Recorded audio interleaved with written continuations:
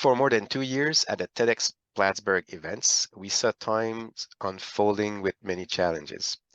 But these independent events, under the TED umbrella, are part of a global initiative to champion and accelerate solutions to the climate crisis, but also the other crises we're facing, turning ideas into action.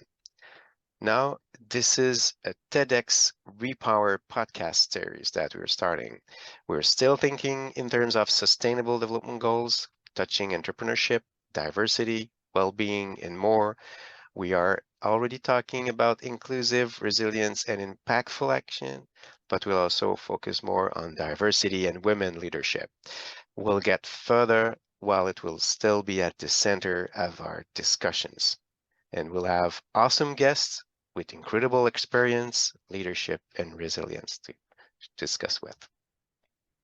So Aisha, I'll let you start with the questions you wanted to address today. Okay, thank you, Stefan. Lovely introduction. Thank you for that. So you may think why TEDxPlattsburg Repower podcast series. What is the reason behind that? But I would like to first ask, have you ever felt a burning desire to make a difference in the world, even if it meant taking risks and stepping out of your comfort zone? If so, you are not alone. Pursuing our passions can lead us down to difficult paths, but it is through overcoming these challenges that we can all achieve greatness and make a real impact. However, we have many challenges, hesitations, and barriers on the way, right?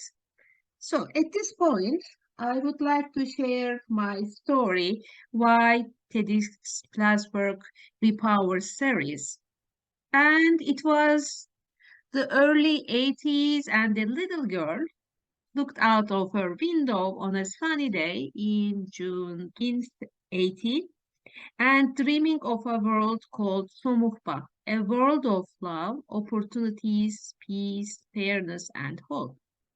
With no other children her age around, the little girl spent her days reading books and telling stories of cartoon characters and building cities. As she grew older, she kept the promise she made to the little girl to contribute something bigger to the world, to make it a better place to live. She started her journey of elevate yourself, elevate the world. On an icy day in Finland after graduating from her MBA, she designed and launched an international project studying about the psychological determinants of behavior among mothers and their children. And after 6 years, during her graduation, with the empowering words of her supervisor, she realized in tears the impact she made among these hundreds of families and were the many to come yet, but she didn't know at that time. She continued her journey in Denmark, even though that meant building up her social and professional life from scratch. She wanted to create an impact through behavior change, diversity, and inclusion, as she knew by research how changing the behavior of mothers can change the health and behavior of children. Therefore, she was the first one to build and launch an international project for self-leadership among people with diabetes and in particular women. It was a story of success where women improved their well-being while becoming self-resilient leaders, regardless of their culture and national background. That was a unique project showing how a tailored approach can be all inclusive for a diverse population when it comes to self leadership for the better good. Don't worry, there isn't much left, so patience. After winning 3 awards, she was challenged by a project at Dundee University to train prisoners as leaders underpinned by coaching. Then the question was, in her mind, a female coach, with a different nationality can help prisoners for transformation. Could she really succeed that? So this was a journey of 3 months where prisoners built confidence, leadership skills, and resilience, yes, but also it was a journey of resilience for her as well. So, yes, a female leader from a diverse background can be inclusive and enable transformation. And yes, coaching by compassion can even work in a diverse population. She had to start her business in 2020 due to many challenges in her life. However, she remembered the promise that she made to the little girl. So, when COVID-19 hit, she was trying to learn how to launch a business and learn strategic functions of business. However, she knew it was time to support female entrepreneurs and leaders who were hit harder by the COVID-19 and who were stressed due to the juggling between uh, professional and personal life. That was when each female actually needed to unleash their brilliance to elevate themselves and elevate the world. So she collaborated with social enterprise. She helped female entrepreneurs to increase their emotional intelligence, their resilience, reduction in stress, along with building leadership skills.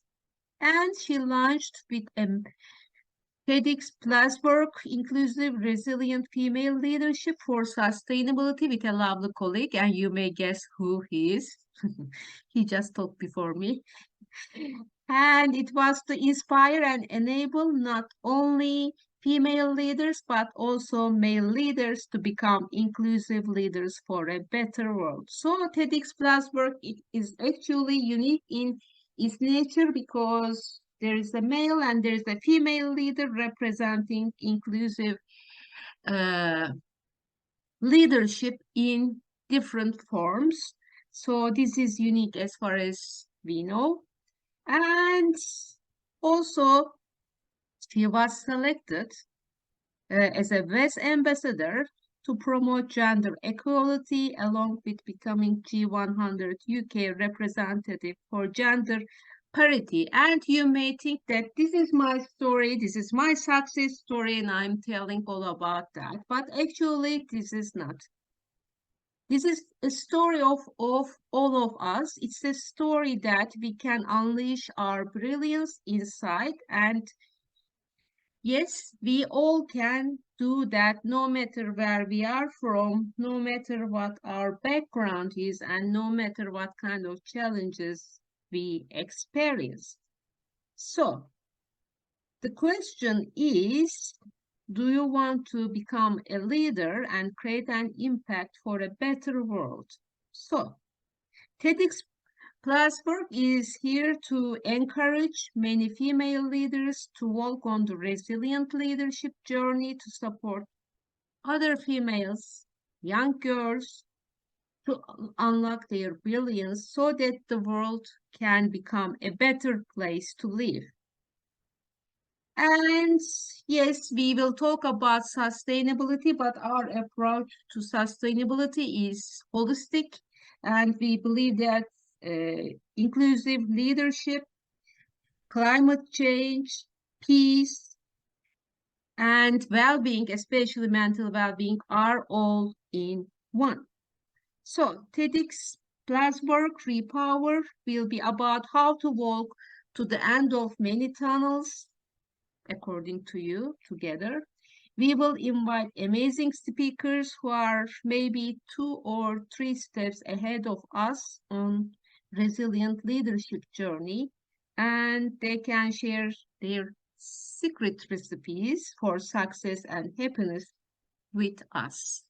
So, at this point, I would like to ask Stefan about share his story. Why TEDxPlattsburg? Actually, TEDxPlattsburg Repower. Yes, TEDxPlattsburg Repower podcast series. Thanks, Aisha. Yes, you're a great ambassador for all those things you were talking about, and I'm pleased also to share my story. I'll not necessarily do it in terms of a timeline, but rather I'll highlight a few items that are part of my context that made it through up to this common endeavor, common initiative we were working on.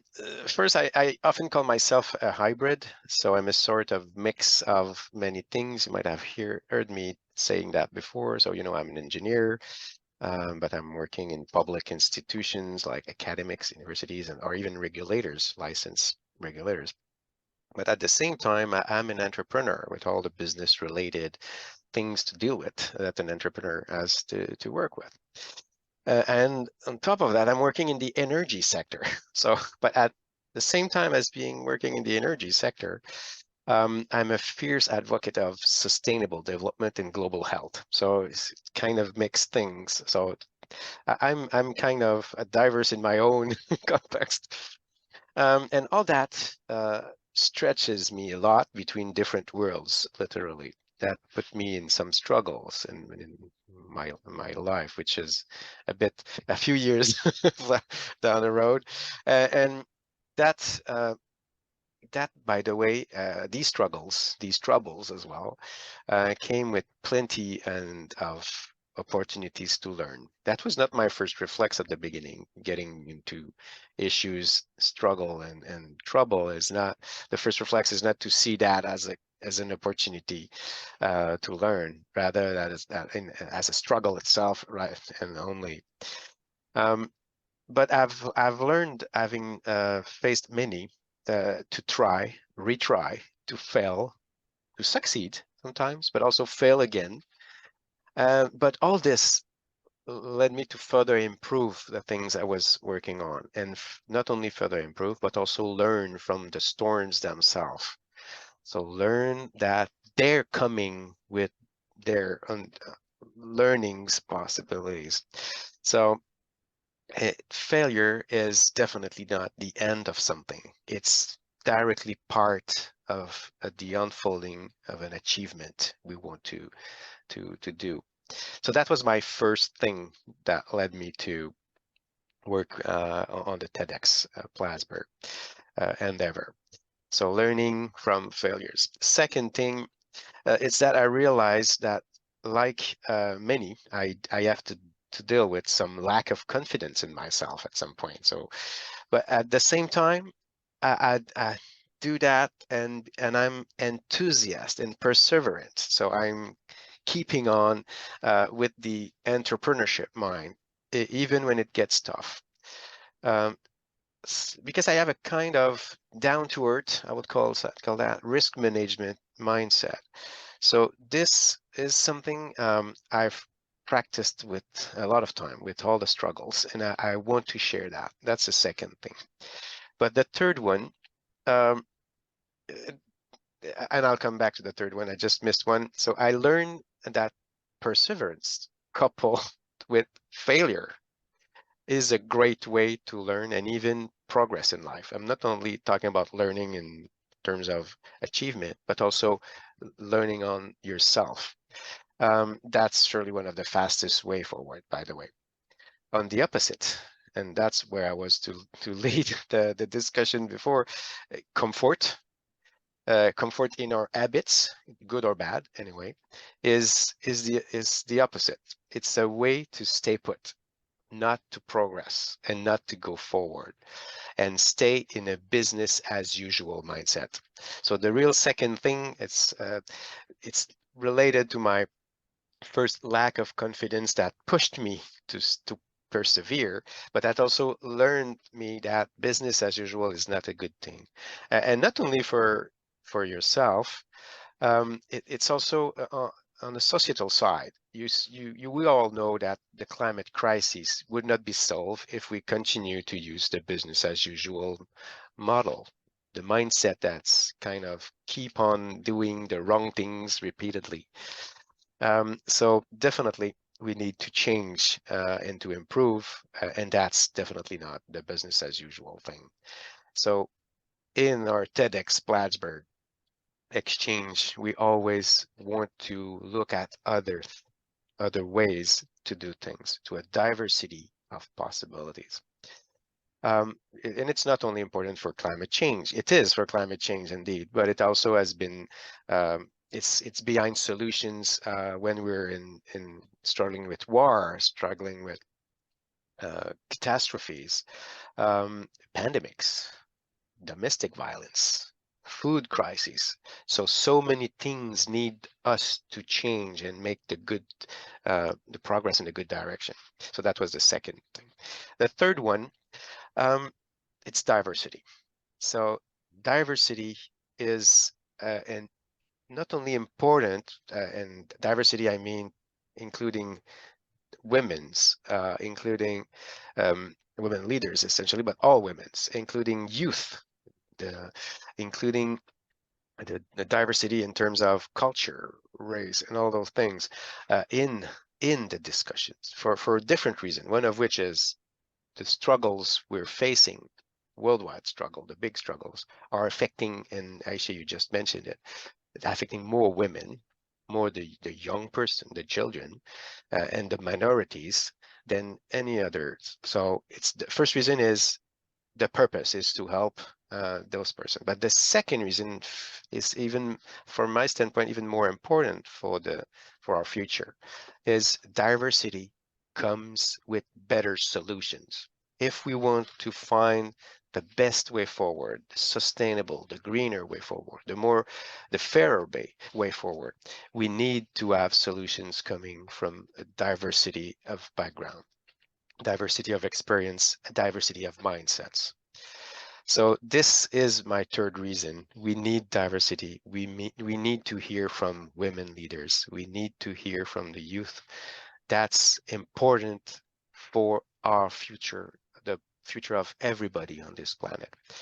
And not only the global future, but also our self-improvement is gaining from a diversity of experience we're exposed to, we're learning from.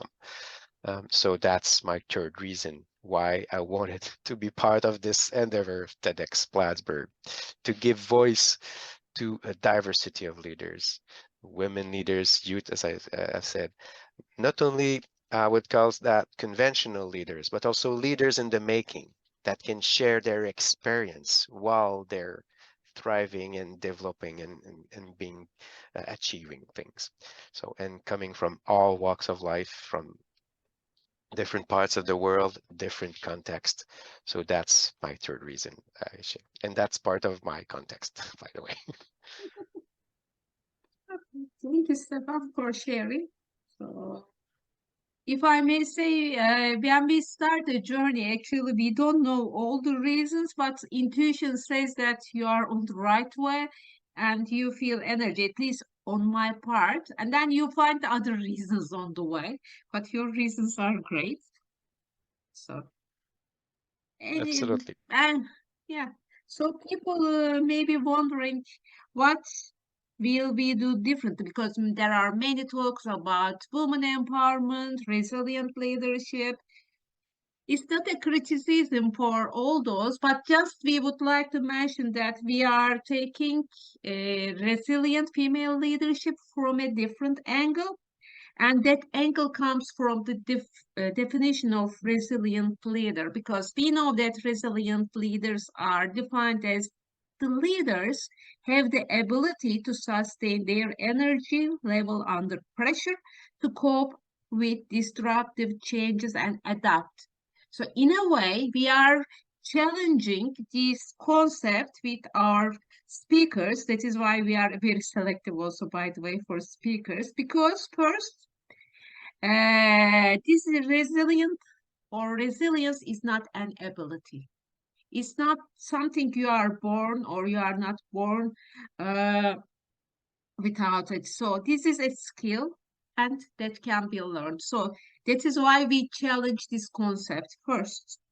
But it is also not only about sustaining energy, but also maximizing that energy under pressure, remembering that energy that we are referring to creative one, because if you sustain, that means that you have a restricted energy and you are trying to keep it. but it's actually you need to unleash more energy, especially during crisis. So that is why we are challenging this in a way, the definition in a different way. And third part is very important. That is to cope with disruptive changes and adapt.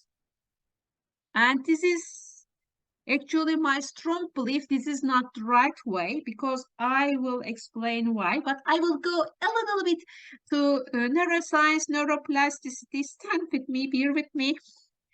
And every time we learn something new, we forge a new synaptic connection in our thinking brain that is called neocortex. Forget about the name, our thinking brain. And then we produce chemicals to make these bonds between neurons stronger. And that comes from the limbic brain or emotional brain. That means that we have thoughts, and thoughts are connected to each other through emotions, neural pathways, and then hormones released, and they are glued to each other. And then we begin to modify our behavior according to that. Whenever we have a new experience, new thought, new learning, whatever happens, first thoughts, then emotions, then actions. However, in today's world, we focus so much on actions, we forget that these come from thoughts and emotions, and now neuroplasticity also shows that this is the way, that is the outcome of neocortex and also limbic system. Anyway, so when a leader lives in fear and stress or challenged by a situation, they are living in survival mode. Consciously, subconsciously, that doesn't matter. And when they are in survival, they are operating with reptilian brain, but the most famous name is amygdala. And then you are in the fight, flight, survive mode or react mode.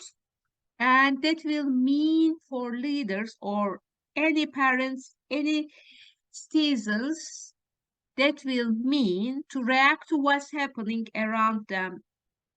And it is very important at this point for leaders, especially, to move out of the stress state, reaction mode, and so that they can activate their prefrontal cortex, thereby execution center can be activated, and there will be creativity, effective decision making with all other goodies coming. However, this is like muscle building and it doesn't happen in one day. This is practice like going to the gym and building up neural pathways in different direction every day. So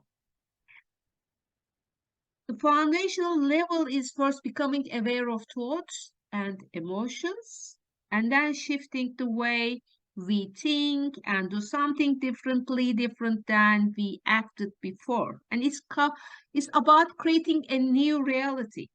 So when we define resilience, cope with it, that means that in a way we are acting in the old box and we are not creating new reality. So that means mostly survival function. So, okay, we are not saying, or I'm not saying this is the best definition, but I mean, especially by resilient leadership, is about building skills to unleash and maximize creative energy under pressure to manage disruptive changes and create a new reality. So it's not adoption or it's not coping, it is managing change and turning it into a new reality. So at TEDxPlattsburg Repower, we will talk about how to become a resilient leader in these terms through we build a model, we will share that, we publish the paper, but to make it very simple now, we call that at the very heart of that model, there is GPS, and we will share later. So we will invite Stefan said many speakers to share their stories, their secret tips, and approaches that will support you to become a resilient leader. And please remember that resilient leadership starts with unleashing your brilliance that will bring you joy, success, high energy, both in your personal and professional life, because personal and professional life is a continuum. Thank you. These are my thoughts. Thanks very much. I say great presentation, and yes, developing skills, learning, that's key here. So it's an invitation to our new podcast, Repower series podcast. It will be on our different platforms and forum. Stay tuned. We'll be not so far away and in short time. Thanks very much. Thank you very much. And you can connect with us on LinkedIn. We are both on LinkedIn. Indeed, LinkedIn, YouTube with our channel and many things. We'll have that all the links identified at the bottom here. Thanks very much. See you.